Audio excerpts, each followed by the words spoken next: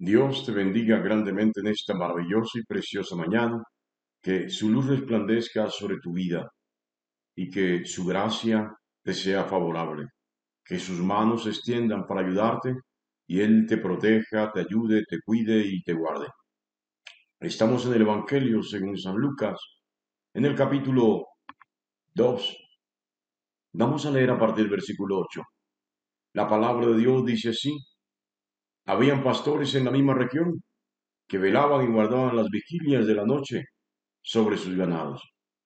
Y aquí se le presentó un ángel del Señor, y la gloria del Señor los rodeó de resplandor, y tuvieron gran temor.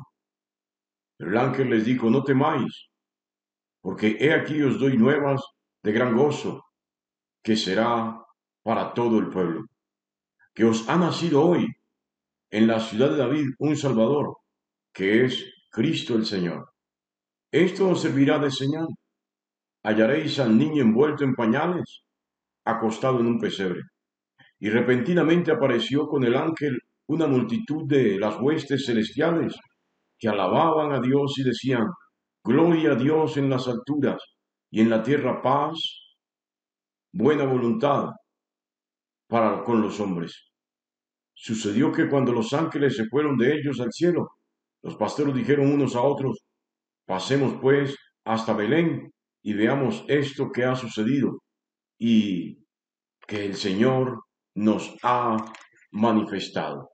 Y vinieron pues apresuradamente y hallaron a María y a José y al niño acostado en el pesebre. Y al verlo, dieron a conocer lo que se les había dicho acerca del niño. Y todos los que oyeron se maravillaron de lo que los pastores decían. Pero María guardaba todas estas cosas, metiéndolas en su corazón. Y volvieron los pastores glorificando y alabando a Dios por todas las cosas que habían oído y visto, como se les había dicho. Que Dios bendiga su santa y preciosa palabra. Bueno, mis amados, nos encontramos aquí frente a una palabra muy sorprendente, muy llamativa eh, y estimuladora de la fe. Esta es una palabra donde unos pastores, eh, luego de que Jesús nació, son avisados por Dios, por el ángel, de que ha nacido el Mesías. Y más exactamente, que ha nacido el Cordero de Dios. Sí, estos pastores criaban ovejas, corderos, y de seguro lo hacían para el templo. Jerusalén, Belén, perdón, era una ciudad muy próxima a Jerusalén. Ni siquiera había un día de camino. Así que la interacción entre Belén y Jerusalén era muy común al estar tan próxima. De tal manera que estos pastores que cuidaban posiblemente, criaban el ganado, las ovejas, los corderos, para el sacrificio del templo, se encuentran con un gran anuncio. Ha nacido el verdadero cordero. Posiblemente para ellos esta palabra fue muy, muy sorprendente y motivante al imaginarse un cordero diferente al que ellos venían criando desde toda su vida. Pero nunca me imagino que pensaron que el cordero era un niño que había nacido. Sí, es importante porque Abraham creyó que su hijo Isaías era el cordero del sacrificio, era el cordero pascual, era el cordero que quitaba el pecado de su descendencia. Pero por cuanto Abraham creía que si sacrificaba a Isaac, su sangre cubriría el pecado de su descendencia, entonces Dios le da a entender de una u otra manera que esa sangre no es la que Él necesita para cubrir el pecado de la humanidad. Los ángeles son avisados de que ha nacido el Mesías, de que ha nacido el Salvador. de que ha nacido el Cordero de Dios, perdón, los pastores son avisados de esto. Y qué tremendo esto, mis amados, porque yo estoy totalmente sorprendido con esta palabra. Sí, estaba Anás, sumo sacerdote, estaban los ancianos del templo, estaban los escribas, los intérpretes de la ley de Moisés, es decir, los grandes teólogos. Estaban los fariseos que decían ser los que tenían la fe más genuina, verdadera y pura. Estaban los saduceos. Había gente muy importante en Jerusalén. Muy importante. Había gente prestante ante los ojos de la humanidad en Jerusalén, gente muy rica. Muchos de ellos hubieran pagado una fortuna por recibir este anuncio, por acudir al gran espectáculo de la humanidad, la luz del cielo que ha atravesado la atmósfera, ha roto el campo magnético, atravesó la atmósfera y ahora se encuentra en la Tierra para iluminarlo todo, para impactar con sus destellos la oscuridad. Qué tremendo esto, mis amados. Jesús nació y Dios le dio el privilegio a unos humildes labriegos, a unos humildes pastores de ovejas, no solamente de saberlo, de conocer que ha nacido el Cordero de Dios, el que quita el pecado del mundo, sino que igualmente los guió y pudieron contemplarlo y apreciarlo. ¿Sabes? Y eso se repite en los evangelios, porque a lo vil y a lo menospreciado del mundo escogió Dios para avergonzar a los hombres, para avergonzar a los ricos, para avergonzar a los poderosos. Es lo que dice María. Engrandece mi alma al Señor y mi espíritu se regocija en Dios mi Salvador, porque ha mirado la bajeza de su sierva. En adelante todos me dirán bienaventurada. Óigalo bien. Qué tremendo esto. Dice que quitó de los tronos a los poderosos y exaltó a los humildes.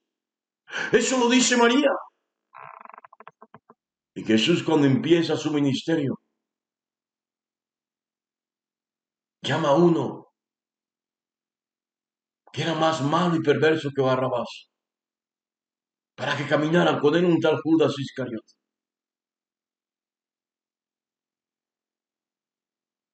Llama a Felipe. Llama a Natanael, un hombre ocioso. No le gustaba hacer nada. Llama a hombres violentos como a Juan y Santiago, hermano de Juan.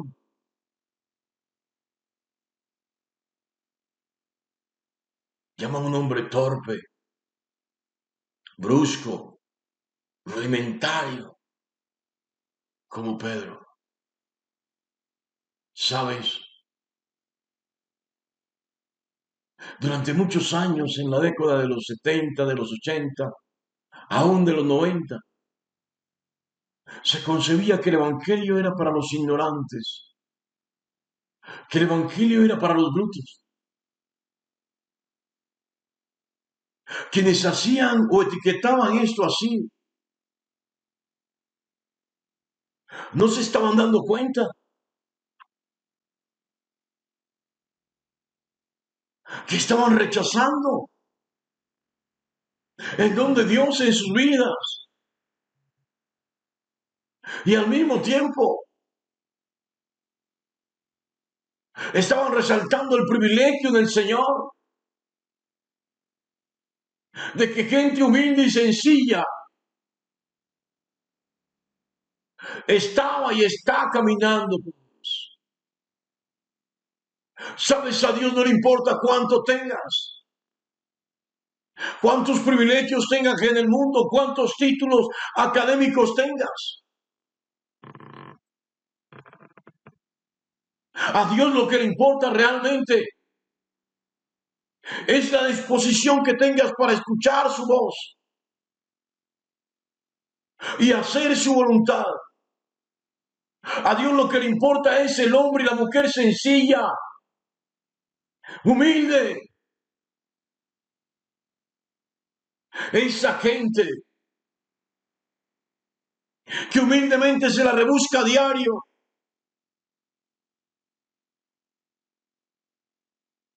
y que aún sacando de la basura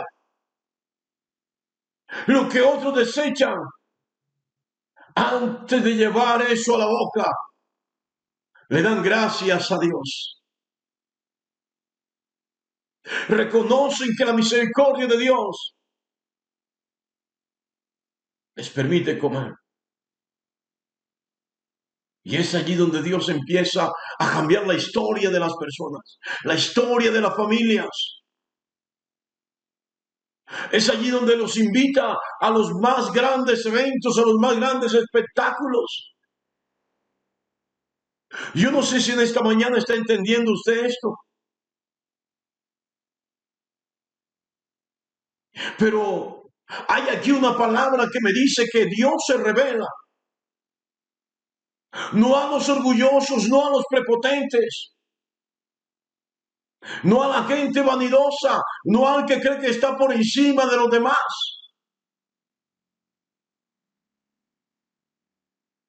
Dios se manifiesta, Dios se revela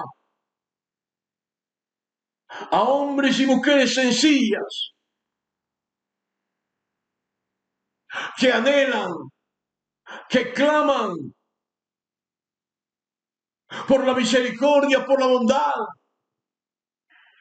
por la presencia de Dios en sus vidas. Óigalo bien. ¿Quieres que Dios se te revele? Tienes que saber que estos humildes pastores escucharon la voz de Dios y fueron al lugar donde Dios les indicó. Es decir, empezaron a caminar en pos del plan de Dios. Pero no fue suficiente. ¿Quieres que Dios te hable? ¿Quieres que Dios se te manifieste? Ellos salieron gozosos, contentos, dichosos, a contar lo que les había sucedido, a contar lo que habían recibido y a testificar lo que habían visto. ¿Aún quieres que Dios se te revele? Tienes una tarea mayúscula entonces que hacer cuando Dios se te revele. Cuando el Cristo encuentre un lugar en tu vida, cuando le des la oportunidad a Jesús de nacer en tu corazón, tienes la obligación de hacer lo que Él manda. Tienes la tarea urgente de salir a contar, a testificar lo que Él ha hecho en tu vida. Óyelo bien. Qué maravillosa esta palabra. Ver estos humildes pastores. Óyelo bien. Que reciben la palabra de Dios y que aceptan al Cordero de Dios aún en brazos de su mamá. Qué importante es aceptar a Jesús. Aceptar el propósito, el plan de Dios a través de Cristo en tu vida y salir a contarlo, a testificarlo a otros. Dios te bendiga grandemente en esta maravillosa y preciosa mañana.